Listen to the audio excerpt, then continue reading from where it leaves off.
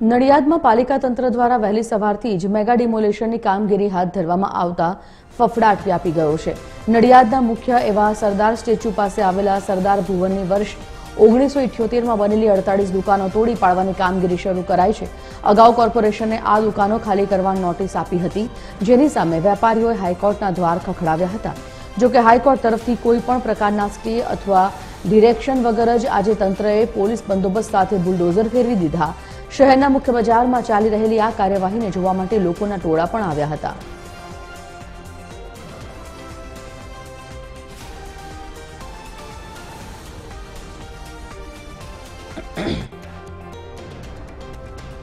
Phone line પર સંવાદદાતા ભાવિના દરજી જોડાઈ ગયા છે। ભાવિના, મેગા ડિમોલેશનની કાર્યવાહી જ્યારે હાથ ધરવામાં આવી છે, શું છે ત્યાં સ્થિતિ, અને સાથે જ લોકોના ટોળા પણ ખૂબ ઉમટી પડ્યા છે, શું કોઈ વિઘ્ન નડી રહ્યું છે ત્યાં ડિમોલેશનમાં? જી ચોક્કસથી હાલ દુકાનદારો અને જે વહીવટી તંત્ર વચ્ચે છેલ્લા ઘણા સમયથી દુકાનો તોડવા બાબતે જે ખેંચતાણ ચાલી રહી હતી તેનો આખરે અંત આવ્યો છે અને આજ સવારથી જ કોર્પોરેશન દ્વારા આ તમામ દુકાનો તોડવાની કામગીરી છે તે હાથ ધરવામાં આવી છે।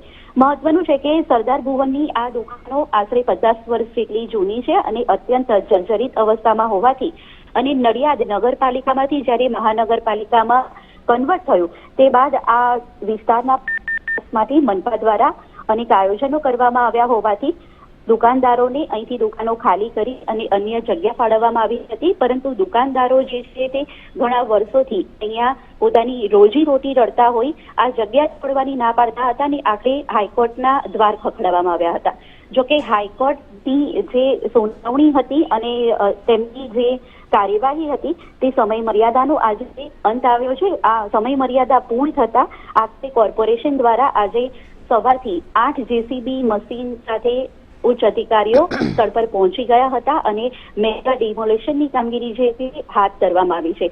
જો કે ક્યાંક ને ક્યાંક વેપારીઓમાં ચોક્કસથી નારાજગી જોવા મળી રહી છે, કેમ કે છેલ્લા ઘણા સમયથી વેપારીઓ આ જગ્યાએ જે છે તે પોતાનું રોજીરોટી રળતા હતા અને હવે અન્ય જગ્યાએ આ કસ્ટમર, તેમના ગ્રાહકો ત્યાં ખરીદી કરવા આવશે કે નહીં તે પણ એક પ્રશ્ન ઉભો થઈ રહ્યો છે। ધન્યવાદ ભાવિના સમગ્ર માહિતી માટે।